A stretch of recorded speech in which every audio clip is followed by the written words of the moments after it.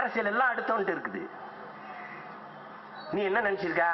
அரசியல் நமக்கு தேவையில்லை, இது எதுக்கு, நம்ம படிச்சோமா, வேலைக்கு போனோமா, சம்பாரிச்சோமா. ஏய், நீ காலையில பிதுக்கிற பர்பஸ், நீ குடிக்கிற தேநீர், படிக்கிற பாடம், பார்க்கிற வேலை, வாங்குற சம்பளம், நீ பிறந்தவன சாதி சான்றிதழ், இறந்தவன இறந்த சான்றிதழ், இது பிறப்புல இருந்து இறப்பு வர அனைத்தையும் தீர்மானிப்பது அரசியல். அதை நீ புரிஞ்சுக்க.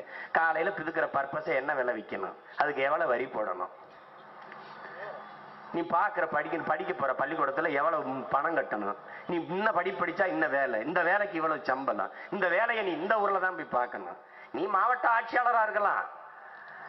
இப்ப எங்க ஐயா சகாயத்தை பாரு, என்ன பாடுபடுறாருன்னு. மதுரையில படிக்க வச்சிருந்தாரு திலீபனை, யாழ்னி. எதுக்கு மாத்தினாங்கன்னே தெரியல. ஏன்னா நேர்மையை ஒரு இடத்துல இருக்க விடக்கூடாது, இடம் மாத்திட்டே இருக்கணும். மாத்தி விட்டான். சென்னைக்கு வந்தாரு, அந்த பிள்ளைய அங்க படிச்சுக்கிட்டு இருந்துச்சு, அது வாழ்க்கை பாலாகுது, எதிர்காலம். படக்குன்னு இங்க ஒரு பள்ளிக்கூடத்துல வந்து சேர்க்க வேண்டியிருக்கு, பாதியில படிப்பை நிறுத்திட்டு இங்க வந்து படிக்குது, அல்லோலப்படுது.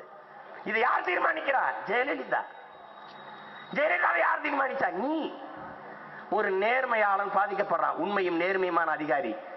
ஏன் அதிகாரத்தை இந்த மண்ணை மக்களை நேசிக்காத தூய தலைவர்களிடத்தில் கொடுக்காது நீ யார் யாருக்கே கொடுத்த? உன் எதிர்காலத்தை தீர்மானிப்பவன் எவன் என்பதை நீ யோசிக்கல.